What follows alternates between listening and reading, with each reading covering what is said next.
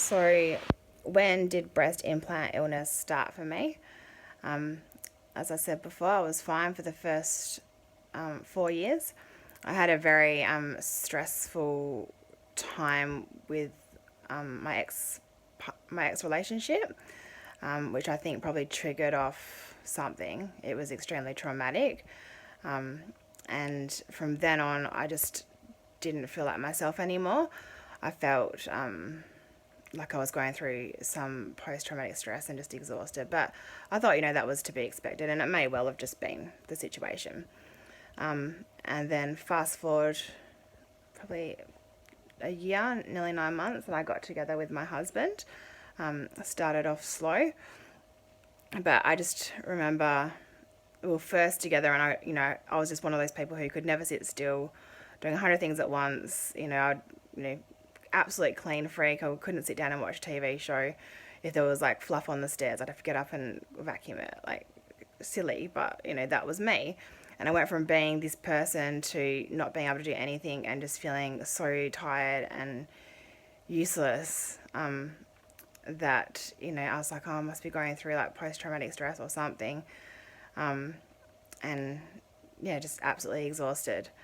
And then we went down south on a holiday, and we were going for a run, and I tripped over and hurt my knee. I smashed it on the ground but twisted it at the same time. So I partially tore my ACL, but it was something that should have healed by itself.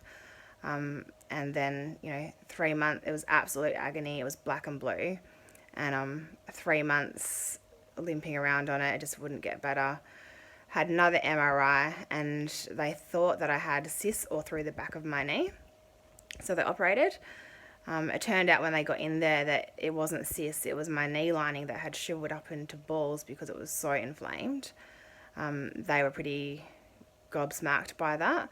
They ended up shaving all my knee lining out, and that was probably the worst thing they could have done. It wouldn't stop bleeding, it wouldn't stop filling up with fluid, it wouldn't heal.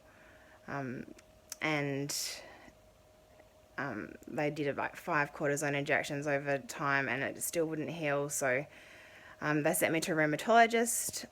She was dumbfounded because all I had in my blood work was an ANA positive response, which is, I think, don't quote me on this, but an anti-nucleus response. So basically an inflammatory response. But she had never really seen an ANA response without a rheumatoid factor, just sitting there by itself. So she was quite dumbfounded by that. She referred me on to a nuclear professor who did an yttrium synovectomy, so injected a radioactive isotype into my knee. I was in the oncology ward for 4 days while I burnt out my knee lining again. That did work. He, though, again, was stumped as to why I had this ANA response with no rheumatoid factor.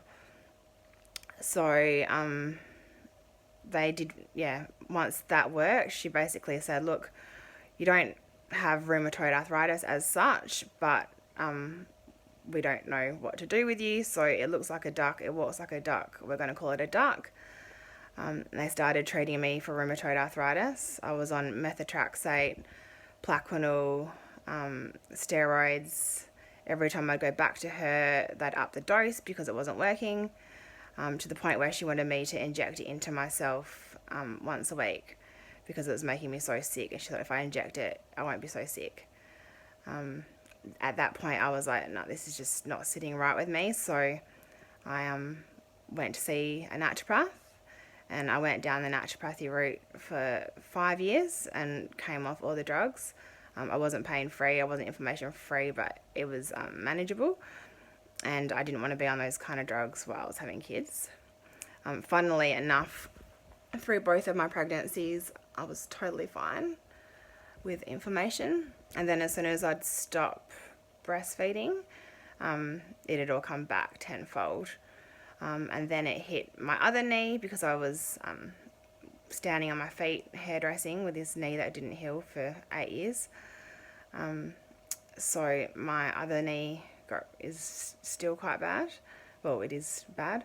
My left sacroiliac joint, my left elbow. I've had multiple cortisone injections in those as well.